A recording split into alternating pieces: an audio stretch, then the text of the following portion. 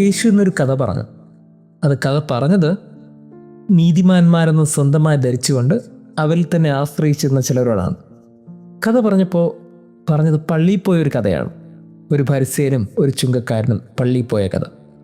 ഫരിസേയനും ചുങ്കക്കാരെന്ന് പറയുന്നതിനേക്കാളും നല്ലത് ഒരു നല്ലവനെന്ന് മറ്റുള്ള മുമ്പിൽ ധാരണയിൽ നടക്കുന്ന ഒരാളും ഏറ്റവും മോശക്കാരനെന്ന് സമൂഹം വിലയിരുത്തിയ ഒരാളും.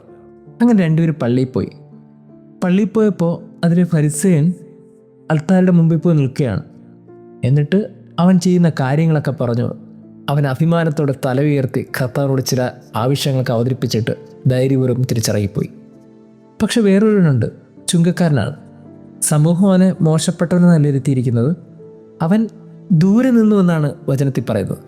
എന്ന് വെച്ചാൽ പള്ളിയിൽ പോയി, പക്ഷെ പള്ളിയിൽ അൾത്താരുടെ അടുത്ത് നിന്നില്ല. അവൻ ഒരുപക്ഷെ പള്ളിക്കകത്തിന് അവൻ കയറിയോ? അതൊരു സംശയമാണ്. അവൻ ദൂരെ നിന്നു. അവൻ ആ പള്ളിയിൽ കയറാൻ പോലും യോഗ്യതയില്ല എന്ന് വിചാരിച്ച് അവൻ പുറത്തു നിന്നു. കാരണം കർത്താവിൻ്റെ മുമ്പിൽ നിൽക്കാൻ എന്നെക്കൊണ്ട് പറ്റില്ല എന്ന് അവൻ തന്നെ ചിന്തിച്ചു. ഈ രണ്ടുപേരും എന്നിട്ട് സംസാരിച്ചത് വ്യത്യസ്തമായ കാര്യങ്ങളാണ്. ചുങ്കക്കാരൻ നെഞ്ചിലടിച്ചുകൊണ്ട് പറഞ്ഞത്, ഞാൻ പാപിയാണ്, നിൻ്റെ മുമ്പിൽ നിൽക്കാൻ പോലും എനിക്ക് യോഗ്യതയില്ല.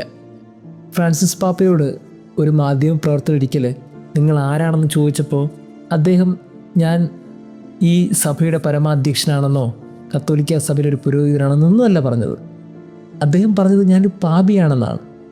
എനിക്ക് തോന്നുന്നു ആരൊക്കെയാണോ ക്രിസ്തുവിന് മുമ്പിൽ ഒത്തിരി എളിമപ്പെടുന്നത്, ഒത്തിരി താഴ്ന്നു നിൽക്കുന്നത്, അവർക്കൊക്കെ ക്രിസ്തുവിൻ്റെ മനസ്സിൽ വലിയ സ്ഥാനമാണ്. അതിൻ്റെ തെളിവാണ് എന്താ ഗോസ്പൽ. ആരൊക്കെയാണോ ദൈവത്തിന് മുമ്പിൽ ഒന്നുമില്ല എന്ന് ചിന്തിക്കുന്നവർ, അവർ ദൈവത്തിന് മുമ്പിൽ എല്ലാമാണ്.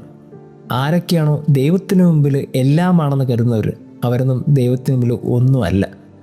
ആ തിരിച്ചറിവ് നമുക്കുണ്ടായില്ലെങ്കിൽ നമ്മൾ തോറ്റുപോകും. നമ്മൾ ക്രിസ്തുവിൻ്റെ കഥയിലെ ഏറ്റവും മോശപ്പെട്ടവരായി ചിത്രീകരിക്കപ്പെടും. ദൈവം നമ്മെ അനുഗ്രഹിക്കട്ടെ.